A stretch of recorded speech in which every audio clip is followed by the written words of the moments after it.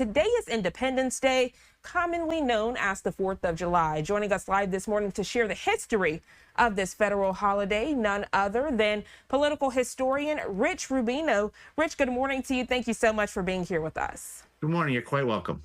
Well, first, happy 4th of July to you. For those that understand the history behind this federal holiday, could you provide that perspective, please? Sure. Well, basically, the United States seceded from Great Britain. They viewed it for taxation without representation. And basically, there was a long list of grievances, and that's really the body of the Declaration of Independence. It was written by Thomas Jefferson. He actually wrote it on what you'd call a laptop, because it was a kind of a test that he had that he put in his lap. So that would be 17th century version of a laptop. He was only 33 years old at the time. He drafted the resolution. It basically listed a bunch of grievances that were kind of irreconcilable, if you will, with Great Britain, and declared that the United States would be independent. It was formalized on July 4th, but actually at the time, people thought July 2nd was going to be the date. If you listen to John Adams, he said that's the day that everyone's going to celebrate, because that's the day the document was essentially finished, and the day that it was rather approved by the Second Continental Congress in Philadelphia, Pennsylvania. And essentially, and it went to July 4th. It was totally, and then on August 2nd, it wasn't until August 2nd until it got the 56 signatures of basically what were basically rebels, if you will. And you can argue this is almost a civil war, because the United States at the time, the colonies, about 2.5 million Americans, was actually part of Great Britain.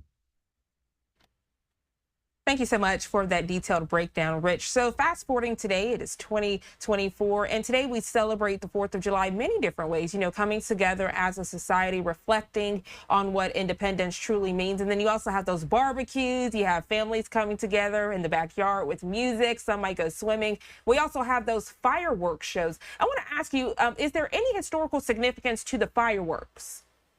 I think that it was actually, I think it's just part of it. It's just the 4th of July. It's something that's kind of incorporated with it, but I don't think there's actually any significance. I don't think that when Thomas Jefferson and Richard Henry Lee and Elbridge Gerry and all the founders were thinking about the 4th of July or the 2nd of July, was actually at the time, I don't think they're necessarily thinking about this, but there was one statement John Adams said at the time about July 2nd. And he said essentially that one day there will be barbecues and people will be playing sports and people will be firing off cannons. That's probably the closest we can get to directly to the word fireworks. Absolutely. I will tell you, whenever I think of the fireworks, it takes me to the story I'm hearing about, you know, Francis Scott Key and the Star-Spangled Banner, and the story that he gave as he was writing the Star-Spangled Banner. I want to ask you, you know, we appreciate you joining us on the 4th, Rich. How do you plan to spend this holiday? What are people in your area doing? Concerts mostly. I live right next to a park, and they have concerts. It goes 4 days in a row.